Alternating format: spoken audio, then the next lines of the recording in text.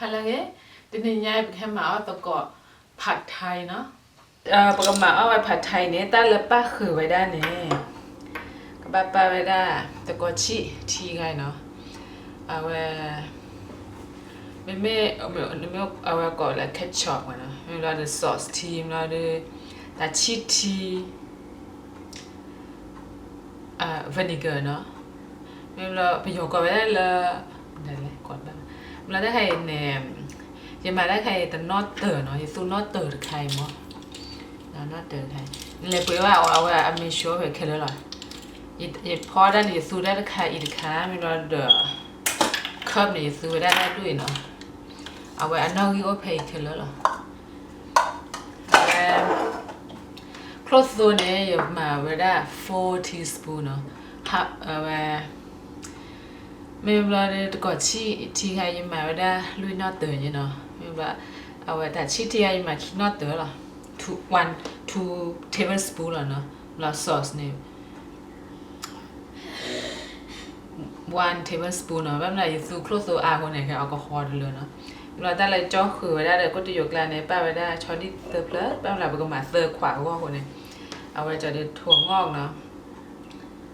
เปรี้ยวเป้าเนาะเติร์ขวาไม่รู้ว่าจะไปเติร์บูตะขวาสู้ขวาตะไคร้สู้ขวาตะขวาตะไคร้เนาะตะขวาไม่รู้ว่าจะ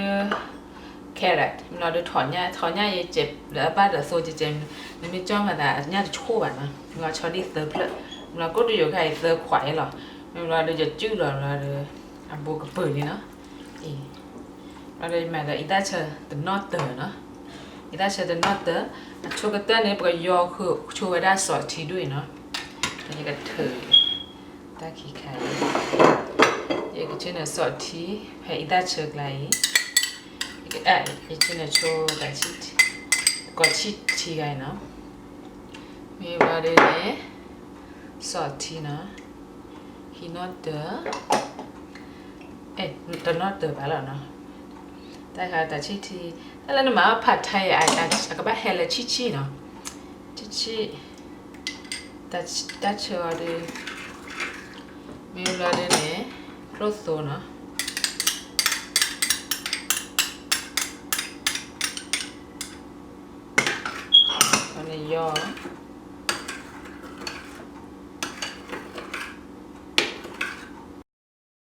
ย่อย่อบ้างก็เท่านี้เนาะ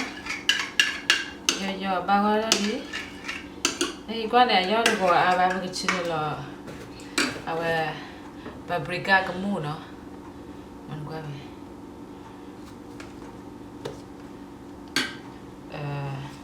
แต่เจ๊กเลยครึ่งช้อนชา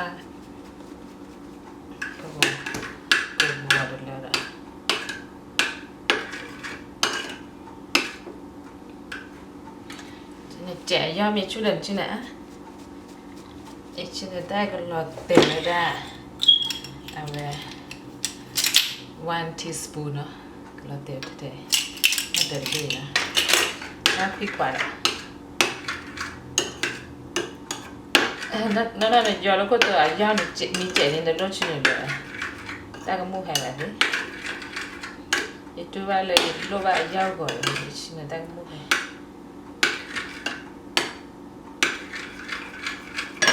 nè để này ba qua ra đi là nè bây giờ chọn rồi cái số cô ra lý nó số cô ra lýคนนี้bây giờ chỉ là số vật vạ số cái mà ra số nốt đó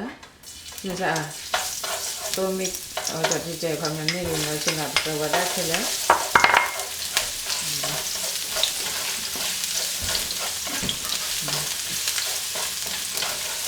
khi quả thì lớn không buồn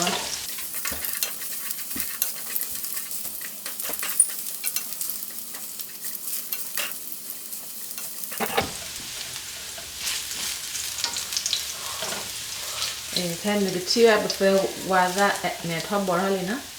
ทอบบอลเลยเนี่ยมันก็ชื่อละเฟลชอดิเฟล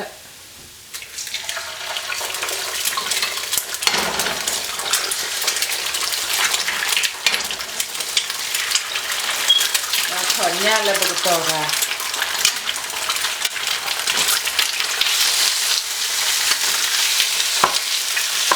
บ้านเราถอนหญ้ากับอันสิใช่คุณจ้างมาเอาเราไม่ไหวแล้วเราเอาวิ่ง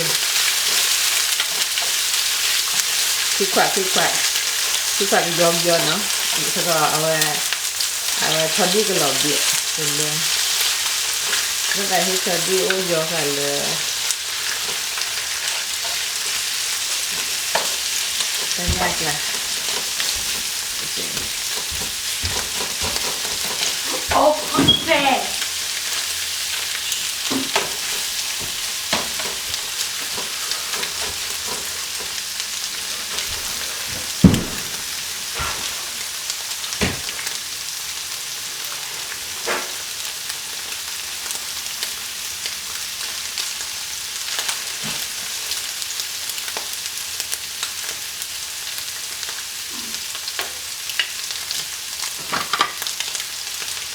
กว่าแล้วแล้วเอาไว้แต่เดี๋ยวชอดดี้มีน้อยเจริญเราใกล้หรอนะ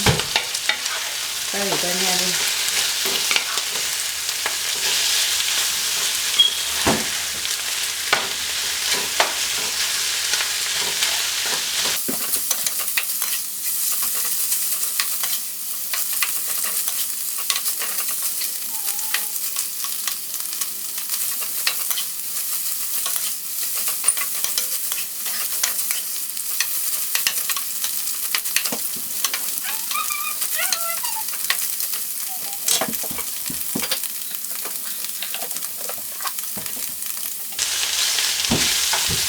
ว่ามีเท่านี้เนี่ยเดี๋ยวบ้ามาถึงเลิกเคยด้วยเลยนะว่าเนี่ยตั้งยากจะโคตรหรออ๋อที่นี่เหรอเจเนี่ยนี่วันนี้จะเชื่อละก็จะอยู่โบเลยไปชื่อเลยทีไกลเนาะเด็ดทีเลย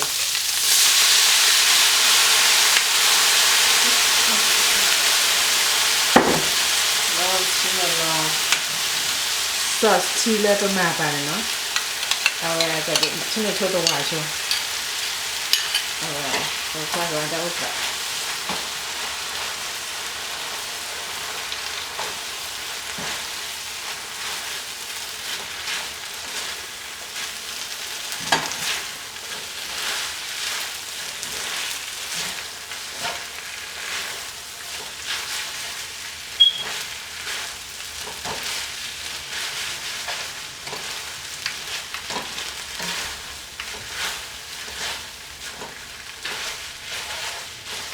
คุยขวาดูเลยยอดอะไรดีเนาะ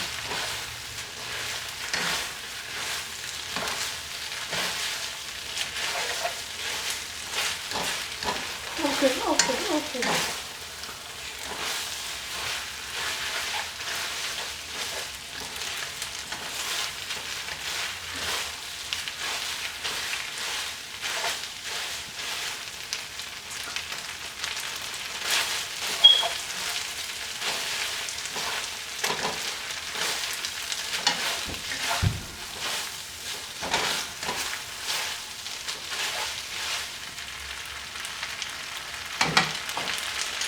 ชื่อซอสที่เราเจ๋อเจ๊ซอสที่เราแล้วอะไรอย่างเจ๋อก็ที่จะบัวกับเปิดเท่านี้เนาะก็ที่จะบัวมีกับเปิดเท่านี้เนี่ยก็จะชิมละตัดดอกต้องละชูแครอทไว้ช่วยเจ๋อกันนะ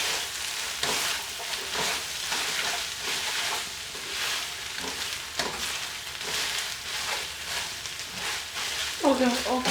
เจ๋อตัดดอกแล้วให้ฟีโซ่ละเนาะคนนี้ชิมละชูตัดดอก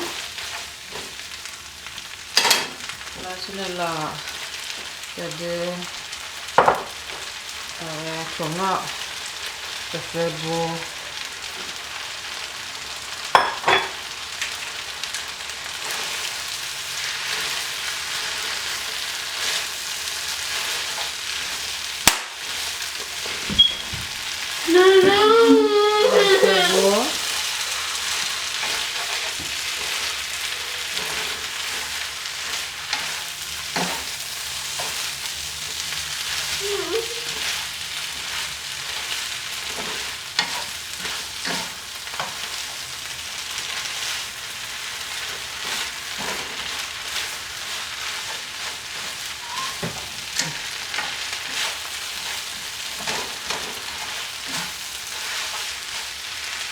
ဒီနေ့လေဒီနေ့လေနော်ကိုတရဘောကဖယ်လေနော်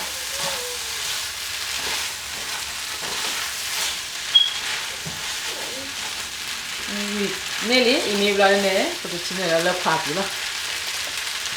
အတလည်းပမေကအော်နေပမေကအော်လေနေပချင်းလာมีแบกมูเนาะไปย่อยอ่ะตอนนั้นเราจอดที่ว่าตอนนั้นที่ก่อนน่ะว่าในกว่าก็ว่าได้มีอ้อมีแบกมูอ่ะแล้วชิ้นนี้เราถอดโซ่เวเคถ้าโซ่เวเคค่ะว่ามีภาษาเส้นยาเลยบ้าเวว่าจะได้เนาะกว่าเลยอยู่เวแพมหาก็ตนุยตบลอเนี่ยมาเนี่ยชิ้นนี้เรามูอีกมูว่ามีเจ็ดผัดไทยดูวิลี่เนาะถ้าเราอ้อเลยมั้ยเนาะเนี่ยข้างในชิ้นละเป๊ะเราไปย่อยก่อนเนาะไปย่อยแล้วเนี่ยอยู่ก็สักว่าที่ไม่วิ่งเลย